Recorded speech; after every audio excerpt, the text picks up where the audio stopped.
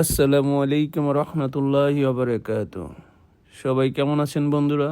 আজকের ভিডিওতে নিয়ে আসলাম আমার মেয়ের বার্থডে অনুষ্ঠানে ফার্স্ট টু লাস্ট পর্যন্ত ভিডিওতে থাকছে আমি নিজের হাতে রেডি করা স্টেজ, যেখানে আমি বেলুনগুলো সব ফুলিয়ে তারপরে এক এক করে ডিজাইন সাজালাম, সেইগুলো নিয়ে আসছে।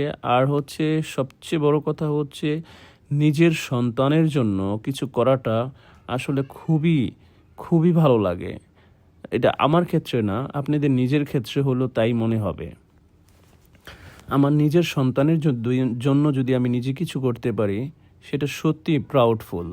আমি আমার মেয়ের জন্য জন্মদিনের জন্য আমি সুন্দর করে স্টেজ একটা রেডি করতেছি। স্টেজ রেডি করতে করতে আমার খুবই ভালো লাগতেছিল, এই কাজটাকে আমার সত্যি মানে মন থেকে ভালো লাগতেছিল। এক এক করে পুরো কাজ রেডি হয়ে যাচ্ছে আমাদের,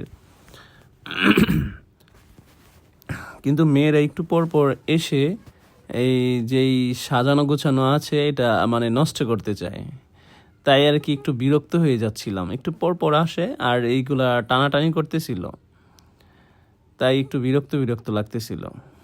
মোটামুটি ফাইনালি কমপ্লিট করে বসলাম, কেকও চলে আসলো। দেখা যাচ্ছে আমার মেয়ের জন্য 3টা কেক রেডি। খুবই সুস্বাদু ছিল, খুবই সুস্বাদু। সবাই খুব পছন্দ করেছে। সবাই মোটামুটি আমার অনুষ্ঠানে চলে আসছে। আমার কাজিন যারা আছে, 3টা কেকই খুব পছন্দের ছিল সবাই। আমার 2টা রাজকন্যা দাইফা রহমান আর দাইশা রহমান, তারা আমার কোলে। দাইশা তো আইসক্রিম খাওয়া নিয়ে ব্যস্ত, আর দাইশা খালি দেখতেছিল। আমরা 3টা ভাই, বড় ভাই, মেজু ভাই, ছোট ভাই, মানে আমি মেজু, 3টা ভাই, 4টা রাজকন্যা নিয়ে পরে কেক কাটতেছি। কেক কাটা শুরু করতেছি। মাশাল্লাহ, আমাদের ইশরা মোমবাতির ফু দিয়ে নিভিয়ে তারপরে কেক অনুষ্ঠান শুরু করলো।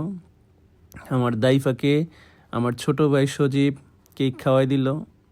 ইশরা সবাইকে কেক খাওয়ার জন্য ব্যস্ত আছে, কিন্তু আমার দাইশা এই যে পার্টি ফ্রক পরার পর তার কাছে আর ভালো লাগতেছিল না, সে এগুলো পড়তে পছন্দ করে না।